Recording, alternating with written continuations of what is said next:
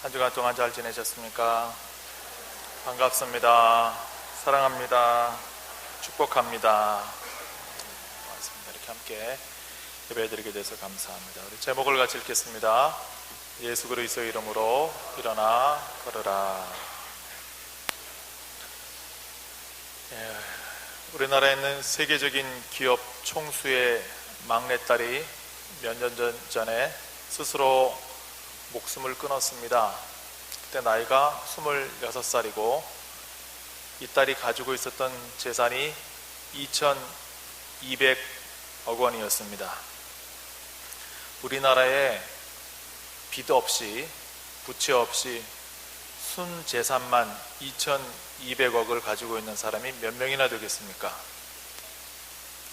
근데 그 많은 돈이 그 딸의 생명을 구할 수가 없었습니다. 아무런 도움이 되지 못했습니다. 왜냐하면 은과 금으로는 참 생명을 살 수 없었기 때문입니다. 은과 금은 이 세상에 사는 동안에 육체는 안락하게 할 수 있을지 모르지만 저 세상으로 사람의 생명을 인도하는 일에는 아무 도움도 되지 못하는 것입니다. 하나님께서 범죄한 아담에게 말씀하셨습니다. 너는 흙이니 흙으로 돌아가라. 그렇게 얘기하셨습니다. 모든 육체는 결국 흙으로 돌아가게 되어 있는 것이 하나님의 법칙입니다. 아무도 거스릴 수가 없습니다. 창세 이후로 이 세상에 태어난 그 수백억 되는 사람들이 다 어디에 있습니까? 흙으로 다 돌아간 것입니다. 그래서 이 세상은 하나의 거대한 무덤과 같은 것입니다. 왜냐하면 오늘 살아있는 육체가 내일에는 쓰러져 없어지는 흙으로 변해버리기 때문인 것입니다. 그래서 일본의 유명한 기독교인 가운데 우찌무라 간조라는 분이 그런 얘기를 했습니다. 이 세상 자체를 거대한 무덤으로 표현을 했던 것입니다. 땅은 인류의 묘지입니다. 땅의 꽃은 묘지 장식품에 불과합니다. 누가 이 땅을 가지고 분쟁을 합니까? 정치하는 것은 묘지를 정리하는 것입니다. 전쟁하는 것은 묘지를 쟁탈하는 묘지 쟁탈전입니다. 그러므로 영원한 거처를 가지고 있는 사람은 이 세상 땅을 다른 사람들에게 양도하십시오 라고 그렇게 권면을 했던 것입니다. 100년 전에 조상을 마음속 깊이 애도하는 분이 누가 있습니까? 얼굴도 모르고 마음도 모르고 본 적도 없는 조상입니다. 다 쓰러져 갈 뿐인 것입니다. 그렇기 때문에 머지않아 방치되고 없어질 그러한 묘지를 가꾸기 위해서 단 하나뿐인 자기의 인생을 전력 투구하는 것처럼 허망한 일이 어디 있겠습니까? 오늘 본문의 안진뱅이는 베드로에게 동전 한 입을 구걸을 했습니다. 이 베드로가 오늘따라 내 주머니가 비어서 한 입도 줄 수 없네 라고 그냥 지나쳤으면 끝났을 그런 얘기입니다. 아니면은 그날따라 베드로에게 주머니에 돈이 많아서 금화 한 입을 던져 주었으면은 이 안진뱅이 거리는 오늘은 횡재한 날이네 하면서 그 돈을 가지고 배부르게 하루를 먹고 마쳤을 것입니다. 그렇지만은 그 다음 날에도, 그 다음 달에도, 그 다음 해에도 그 사람은 여전히 안진뱅이로 살다가 불쌍하게 죽었을 것입니다. 그런데 베드로는 적선을 요청하는 그에게 이렇게 대답을 합니다. 은과 금은 내게 없거니와 라고 그렇게 대답을 하고 있습니다. 왜 그렇게 은과 금은 없거니와 라고 대답을 했을까요? 은과 금 대신에 다른 것 주고 싶은 게 있어서 그렇게 대답을 한 것입니다. 내게 있는 이것 투토 지시 대명사를 써서 내게 있는 살아계신 예수 그리스도, 그 예수 그리스도의 영원한 생명을 베드로는 주고 싶었던 것입니다. 그래서 은과 금으로 상징하는 세상을 주고 싶지 않았습니다. 베드로는 확실히 알고 있었습니다. 인생은 죽음을 향해서 질주하는 급행 열차라는 사실을 분명히 알고 있었던 것입니다. 그래서 죽음을 눈앞에 둔 인생이 구하는 그 세상이 묘지에 불과하다는 것을 분명히 알고 있었던 것입니다. 세상에 있는 모든 것들은 그 무덤을 장식하는 장식품에 불과하다는 사실을 명확하게 알고 있었던 베드로는 은과 금을 그에게 줄 수가 없었던 것입니다. 그래서 오직 영원한 생명이신 예수 그리스도를 주고자 했던 것입니다. 자신의 호흡과 거린이 호흡이 멈추는 그 순간에, 육체가 흙으로 사라지는 그 순간에 묘지 너머로 사람의 생명을 인도할 수 있는 영생, 하나님 나라를 주고 싶었던 것입니다. 결국 베드로는 고침받은 이 거린과 함께 그 아름다운 성전 미문을 통과해서 성전으로 들어갈 수 있었습니다. 이전에 베드로는 갈릴리의 하찮은 어부에 불과했었습니다만 이제는 하나님의 손에 붙들려서 생명을 주님 앞으로 인도하는 귀한 인생의 미문을 열어주는 사람 낚는 어부가 되었던 것입니다. 우리들도 마찬가지입니다. 스스로 볼 때는 부족하고 보잘것이 없고 하찮은 인생이라고 생각될 수도 있지만은 우리의 인생의 목적을 세상의 은금에 두지 아니하고 영원한 예수 그리스도의 생명인 그러한 주님께 우리의 인생 목적을 두신다면은 우리는 이 시대에 동일하게 이 시대의 베드로와 사도 요한처럼 하나님 앞에 쓰임받을 수가 있는 것입니다. 이 시대에 수많은 사람들이 영적인 안진뱅이로 평생 자기가 그런 병에 들린 줄도 모르고 불치의 병에 걸려서 죽어가는 사람들이 너무나 많기 때문에 그들을 하나님이 생명의 미문으로 인도하는 하나님이 통로가 될 수 있는 것입니다. 오늘 본문은 1절에서 이렇게 시작하고 있습니다. 1절을 같이 읽겠습니다. 제9시 기도 시간에 베드로와 요한이 성전에 올라갈새. 9시란 오늘날 오후 3시를 말하는 것입니다. 그 당시에 유대인들은 하루에 3번 예루살렘에 올라가서 기도를 했습니다. 오전 9시, 낮 12시, 오후 3시에 올라갔던 것입니다. 베드로와 요한은 그날 마지막 기도 시간에 성전을 찾아 기도하러 올라갔습니다. 2절을 같이 읽습니다. 나면서 못 걷게 된 이를 사람들이 메고 오니 이는 성전에 들어가는 사람들에게 구걸하기 위하여 날마다 미문이라는 성전문에 두는 자라. 베드로와 요한은 예루살렘 성전으로 들어가는데 그 중에서 미문이라고 하는 니카노르라고 하는 사람이 이제 이분을 제공을 했기 때문에 니카노르 문, 가장 아름다운 미문이라고 되어 있습니다. 역사가 요세푸스에 의하면 그 미문이 높이가 23m나 돼요. 굉장히 높고 은과 금으로 장식된 황동으로 지어진 이중문이라서 굉장히 장엄하고 화려했던 문입니다. 근데 이 미문 앞에 태어날 때부터 안진뱅이가 돼가지고 온몸이 구러져서 뼈를 한 번도 펴지 못한 그런 사람이 구걸하기 위해서 앉아 있었습니다. 근데 이 미문은 성전 바깥들을 이방인이 뜰이라 그럽니다. 성전 안으로 들어갈 때는 유대인 중에서 여인들이 뜰이 제일 먼저 나옵니다. 그래서 성전 밖에서 성전 안으로 들어가는 출입구가 바로 미문입니다. 그래서 거기에 사람들이 제일 많이 왔다 갔다 해요. 그러니까 그 자리에다가 구걸하도록 이 거린을 두었던 것입니다. 그런데 이 사도행전 4장 22절에 보면은 이 거린이 나이가 그때 40여세쯤 되었다라고 증언을 하고 있습니다. 날 때부터 안진뱅이로 태어났으니까 40년간 이 미문에 앉아 있을 때 한 번도 미문 안으로 들어가 본 적이 없는 것입니다.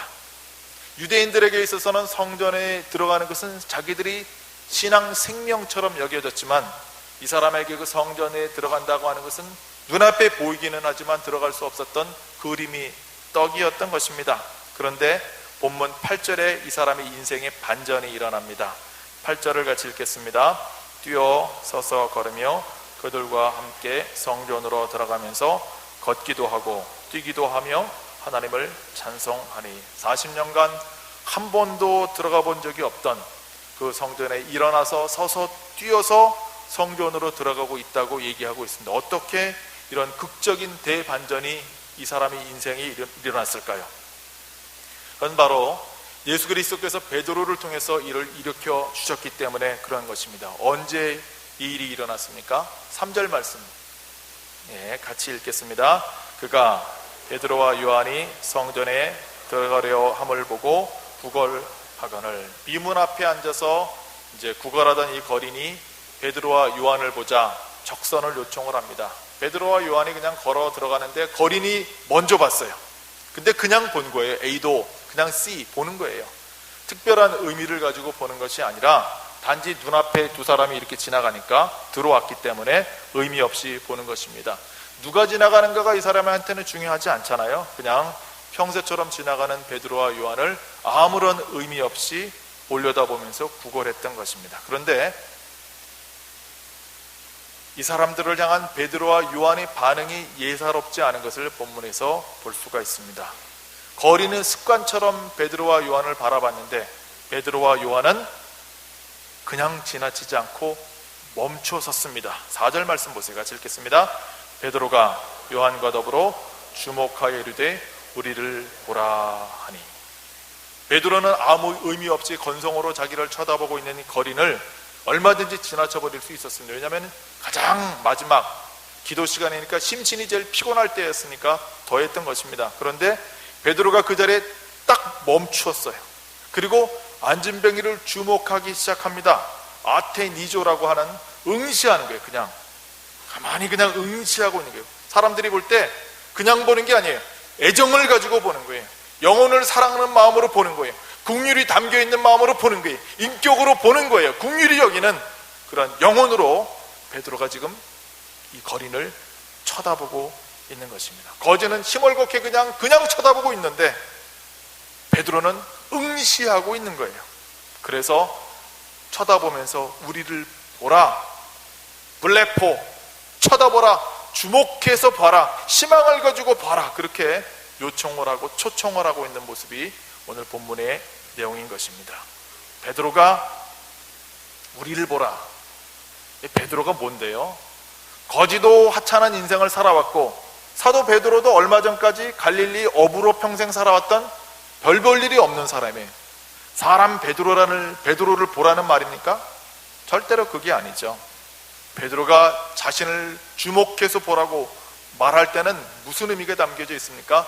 은과 금은 내게 없거니와 나에게 있어서 가장 소중한, 은과 금보다 더 소중한 살아계신 예수 그리스도를 나를 통해서 역사하시는 주님을 바라봐라, 그 얘기하고 있는 것입니다. 살아계신 주님을 바라보라고 그렇게 초청하고 있는 것입니다. 5절 말씀 같이 읽겠습니다. 그가 그들에게서 무엇을 얻을까 하여 바라보거늘. 베드로의 요청에 못 이겨서 이 거린이 베드로를 쳐다보는데 이제는 베드로를 보는 시선이 달라졌어요. 에페코, 온 시선을 집중해서 쳐다보고 있는 거예요. 시선을 붙잡고 고수하고 있는, 스틱투하면 계속 보는 거예요. 안진뱅이 시선이 베드로에게 집중되었습니다. 베드로가 지금 자세를 가다듬고 그리고 온 시선을 향해서 집중하는 순간에 이 두 시선이 부딪히는 거예요. 두 시선이 일직선상에서 마주치는 거예요. 불꽃이 튀기는 거예요. 아테니조라고 하나님이 그 놀라운 사랑으로 쳐다보고 있는데 이제는 에페코하면서 그 시선을 꽉 붙잡고 있는 그런 모습이에요. 시선과 시선이 맞붙어 있는 그런 순간에 거린이 베드로의 시선을 보는데 사람의 시선이 아니에요. 사람의 눈이 아니에요. 달라진 것입니다. 사람의 시선과는 틀렸어요. 베드로가 봤던 이 거린이 베드로의 눈에서 비치는 그 시선을 바라볼 때 거린에게 처음 느껴지는 사랑이 담겨져 있는 거예요. 거린에게는 처음 느껴지는 생명의 시선이 자기를 쳐다보고 있는 거예요. 너무 놀랐습니다. 눈을 뗄 수가 없었어요. 거린은 베드로를 통해서 자기를 보고 있는 예수님의 눈을 직면하게 된 것입니다. 거린은 자기를 바라보고 있는 그 사랑과 생명의 시선을 갖고 자기를 쳐다보고 있는 예수님을 그때 만나게 된 것입니다. 에페코, 그 시선에서 절대로 눈을 뜰 수가 없었습니다. 그래서 꽉 그 시선을 붙잡게 됐던 것입니다. 그 순간에 베드로가 안진뱅이 눈을 쳐다보면서 얘기하는 장면이 6절입니다. 같이 읽겠습니다. 베드로가 이르되 은과 금은 내게 없거니와 내게 있는 이것을 내게 주노니 나사렛 예수 그리스도 이름으로 일어나 걸으라 하고, 베드로가 말합니다. 은과 금은 내가 너한테 줄 수 없다. 은과 금으로 말하는 그 세상의 무덤과 무덤의 장식품은 내가 너한테 줄 수 없지만은 예수 그리스도 영원한 생명은 내가 줄 수 있다. 그 이름으로 일어나 걸어라. 일어나. 에게이로, 예수님이 시신되어서 무덤에서 일어나실 때 그 단어가 에게이로예요. 부활할 때 그 살아나서 다시 살아났다. 에게이로, 똑같이 그렇게 일어나라라고 주님께서 베드로를 통해서 이 사람한테 눈을 똑바로 쳐다보면서 명령하시는 것입니다. 그리고 베드로가 어떻게 했습니까? 손을 내밀어서 일으키는 거예요. 7절 말씀 보세요. 7절, 오른손을 잡아 일으키니, 그렇게 얘기를 하고 있습니다. 거지가 지금 베드로의 눈을 똑바로 쳐다보고 눈에서 시선을 뗄 수 없는 그 상황에서 베드로가 손을 내밀었어요. 그래서 베드로가 내민 손을 붙잡고 마침내 일어나는 거예요. 베드로가 손을 내미는데 그 손이 이미 베드로의 손이 아니에요. 베드로의 손을 딱 잡는 순간에 베드로를 통해서 역사하셨던 예수님의 눈을 똑바로 쳐다보면서 그 손을 잡으니까 이 손이 십자가에서 자기를 위해서 피 흘리신 예수님의 손이에요. 피 묻은 주님의 손이에요. 그 손이 자기를 일으키시는 거예요. 주님의 피 묻은 손이 자기를 일으켜 잡아 끄는데 어떻게 안 일어날 수가 있어요? 그 손에 이끌려서 벌떡 일어나게 된, 한 번도 40년 동안 일어나 본 적이 없었던 이 거린이었습니다. 예수님을 의지해서 그 자리에서 일어나게 됐던 것입니다. 이제는 더 이상 안진뱅이가 아니었습니다. 예수님의 이름으로 성전 미문 앞에서 새 생명의 역사가 일어났던 것입니다. 어떻게 이러한 새 생명의 역사가 시작되었을까요? 이 새 생명의 역사는 베드로와 요한이 거린 앞에서 멈췄기 때문에 일어난 것입니다. 베드로와 요한이 한 인간을 구원하기 위해서 멈추는 그 순간에 하나님께서 그 순간에 역사하셔서 이 사람을 살리는 은혜를 베푸셨던 것입니다. 무슨 뜻입니까? 멈춤이 사랑입니다. 어린아이가 울면은 엄마는 멈춰서 그 아이를 돌보기 위해서 아이에게 다가갑니다. 어린아이가 다급하게 우는데도 엄마가 아무 반응을 보이지 않으면 그 엄마는 진짜 엄마가 아닌 거예요. 하나님께서 우리를 어떻게 사랑하셨습니까? 우리 인생들을 구원하기 위해서 하나님이 하나님 되심을 멈추고 이 땅에 우리를 구원하기 위해서 십자가의 사랑을 베푸신 것입니다. 잠시 멈추신 거예요. 그리고 사랑으로 멈추셔서 우리를 돌보신 사건이 성육신인 것입니다. 그것이 하나님의 은혜. 하나님이 멈추지 않으셨더라면 우리는 여전히 영원토록 영적인 안진뱅이로 살다가 죽었을 것입니다. 멈추심으로 베풀어 주신 이 하나님의 사랑 앞에 우리는 어떻게 해야 됩니까? 우리도 하나님 앞에 멈추셔야 됩니다.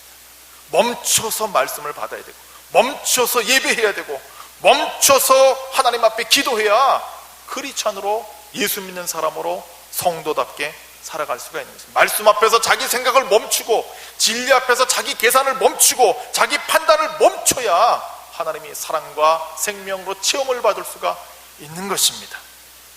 하나님께서는 우리 죄를 심판하시는 그 심판주가 되심을 멈추셨습니다. 그리고 오히려 우리를 구원하기 위해서 십자가에 달려 제물로 돌아가셨습니다. 멈추셨기 때문에 우리에게 구원과 영생이 임했던 것입니다. 왜 그러십니까? 우리들도 멈춰서 또 다른 사람들을 살리는 생명의 도구가 되라고, 통로가 되라고 우리를 부르시는 요청이 담겨 있는 것입니다. 우리의 생각을 멈추고, 판단을 멈추고, 그리고 말씀을 붙들고 하나님과 영혼을 사랑하기 위해서 주님 앞에 자신을 내어 맡기는 그 순간에 주님께서 우리를 통해서 사용하실 수가 있는 것입니다. 누군가가 멈춰서 우리의 구원을 위해서 애썼기 때문에 우리가 이 자리에 구원받아 하나님의 자녀가 된 것 아닙니까? 그래서 오늘날의 영적인 안진뱅이로 누워있는 거린들에게 하나님께서 우리를 통해서 일하실 수 있도록 말씀과 기도 앞에 자신을 멈춰야만 하나님이 쓰시는 통로가 될 수 있는 것입니다. 또한 이러한 역사가, 생명의 역사가 어떻게 일어날 수 있었습니까? 거린이 자신을 바라보시는 예수님이 시선에 집중하면서 붙잡을 때 이런 역사가 일어날 수 있었습니다. 만약에 이 거린이 자기를 쳐다보시는 주님이 시선을 붙잡지 않고 베드로를 보니까 인간 베드로로만 생각을 하고 한번 흘낏 사람을 쳐다보고 건성으로 쳐다보는 것으로 그쳤더라면 그날 이후로 그는 계속 안진뱅이로 살다가 죽었을 것입니다. 여기서 중요한 것이 무엇입니까? 거린의 시선보다 베드로를 통해서 예수님께서 먼저 이 거린을 바라보고 응시했다는 사실입니다. 당신의 시선에 집중하라고 베드로를 통해서 주님께서 초청하신 것입니다. 그리고 주님께서는 베드로를 통해서 자신의 생명과 사랑을 이 거린한테 다 그 순간에 쏟아 부어 주셨던 것입니다. 믿음이 뭡니까? 하나님이 우리를 바라보시는 하나님의 시선에 우리의 시선을 고정시켜서 맞부딪히는 순간에 일어나는 새 생명의 역사, 그것이 믿음인 것입니다.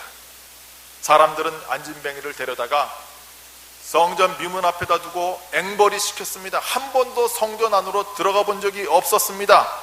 미문, 아름다운 문 앞에 있었지만 이 거린에게 그 미문은 미문이 아니었습니다. 눈물이 문이었습니다. 고통의 문이었습니다. 절망의 문이었습니다. 좌절의 문이었습니다. 그냥 구걸하는 구걸의 문일 뿐이었습니다.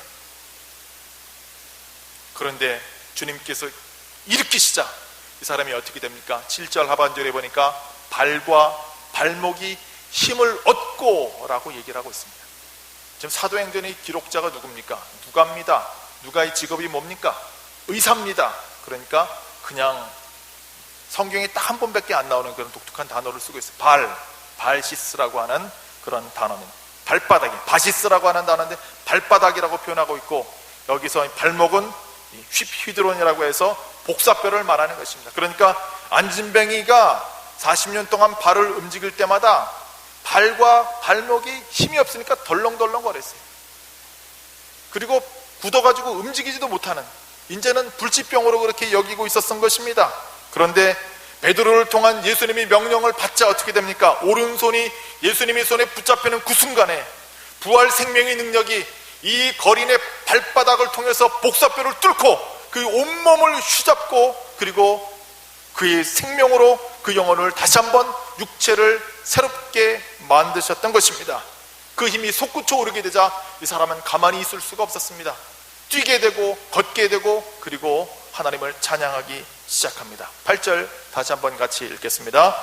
뛰어 서서 걸으며 그들과 함께 성전으로 들어가면서 걷기도 하고 뛰기도 하며 하나님을 찬송하니. 뛰어 서서 걸어, 엑살로마이, 용수철처럼 팍 튀어오른 거예요. 용수처럼 한번 튀어오르면 끝나지만 일시적으로 이 사람이 튀어오른 것이 아닙니다. 계속 서 있을 수가 있었어요. 그리고 계속 걸을 수가 있었어요. 계속 뛸 수가 있었던 것입니다. 자기 발로 걸어갈 수가 있었어요. 이 사람이 자기가 일어서게 되자 제일 먼저 한 일이 무엇입니까? 성전 안으로 들어가는 거예요. 그토록 얼마나 평생 동안토록 그림의 떡이었던 그 성전 안으로 들어가서 이제는 하나님을 찬양하는 그런 모습을 보여주고 있는 것입니다. 너무 신기했습니다. 그래서 걸어도 보고 깡총깡총 뛰기도 했던 것입니다. 그러나 이 사람이 꿈인지 생신지 확인하기 위해서 성전으로 들어갔던 것이 아닙니다. 하나님을 찬송하기 위해서 들어갔던 것입니다. 이 사람은 분명히 알았습니다. 자신한테 생명을 주고 힘을 주신 분이 바로 하나님이라는 것을 분명히 알았습니다. 베드로가 아니라 베드로를 통해서 역사하시는 예수님께서 자기에게 자기를 일으켜 주신 그 근원임을 분명히 이 사람은 알고 있었기 때문인 것입니다. 그래서 이 사람은 이제는 당당하게 자기 발로 성전의 그 미문을 통과하고 있는 것입니다. 조금 전까지만 해도 절망과 좌절의 문이었는데 이제는 정말 자기 인생의 아름다운 미문 문이 열리게 됐던 것입니다. 조금 전까지만 해도 구걸했던 고통의 문이었지만 이제는 이 사람에게 있어서 그 문은 더 이상 고통의 문이 아닌 아름다운 인생의 문이 열려졌기 때문에 이 사람은 당당히 그 성전으로 들어갈 수 있도록 미문을 통과했던 것입니다. 9절 10절 말씀 같이 읽겠습니다. 모든 백성이 그 걷는 것과 하나님을 찬송함을 보고 그가 본래 성전 미문에 앉아 구걸하던 사람인 줄 알고 그에게 일어난 일로 인하여 심히 놀랍게 여기며 놀라니라. 아멘. 눈을 들어서 하나님을 바라보십시오. 하나님과 시선을 맞추세요. 그럴 때 우리는 인생의 아름다운 미문을 열 수가 있습니다. 공중에 나는 새를 보세요. 새를 감상하라는 얘기가 아니잖아요. 새를 기르시고 먹이시고 보호하시고 입히시는 그 하나님, 새보다 더 귀하게 여기시는 우리 아버지 하나님, 그 하나님을 신뢰하라는 얘기입니다. 신뢰하는 마음으로 하나님과 눈과 눈을 마주치라는 그런 얘기인 것입니다. 우리를 붙드시는 하늘 아버지께 우리의 시선을 고정하라는 이야기입니다. 그래야만 우리 인생의 미문이 열려질 수 있기 때문에 그렇습니다. 영적인 안진뱅이로 살아왔던 우리들을 돌이켜서 우리를 바라보고 응시하시는 하나님을 주목하라는 이야기인 것입니다. 2000년 전에 성전문 앞에 거린을 일으키셨던 예수 그리스도께서 지금 우리 가운데 이 자리 여기 계심을 믿으시기 바랍니다. 지금 우리 각자에게 주님께서 손을 내미시면서 뭐라고 말씀하십니까? 일어나 걸으라고 말씀하시면 지금 믿음이 손을 내밀어서 주님의 손을 붙잡으시기를 바랍니다. 주님께서 자신이 생명과 능력의 손으로 우리를 발바닥으로부터 복사뼈를 거쳐서 솟구치는 힘으로 주님께서 새롭게 하실 것입니다. 그 힘을 의지하여서 우리 육체의 연약함, 영의 연약함으로부터 벗어나시길 바랍니다. 일어나시기를 바랍니다. 영적인 거린에서 일어나시기를 바랍니다. 온갖 실패와 좌절로부터 일어나십시오. 불안과 고통으로부터 일어나시기를 바랍니다. 절망과 공포에서 일어나시기를 바랍니다. 예수 이름으로 일어나 걸으라. 우리 앞에 활짝 열려져 있는 저 미문, 아름다운 문, 진리의 문, 생명의 미문으로 들어가시기를 바랍니다. 주님께서 우리에게 열어놓으신 그 아름다운 문으로 들어가서 과거와 현재와 미래에도 우리와 함께 임마누엘 하시는 주님을 붙잡으면은 그 사람한테는 죽음도 더 이상 죽음이 아니라 아름다운 인생이 미문일 수밖에 없는 것입니다. 그래서 미문을 통과해서 우리가 만난 그 하나님을 찬양하고 감사하고 기뻐하시면서 주님 앞에 영광 돌리는 생애가 열리시기를 주의 이름으로 축원합니다. 기도하겠습니다.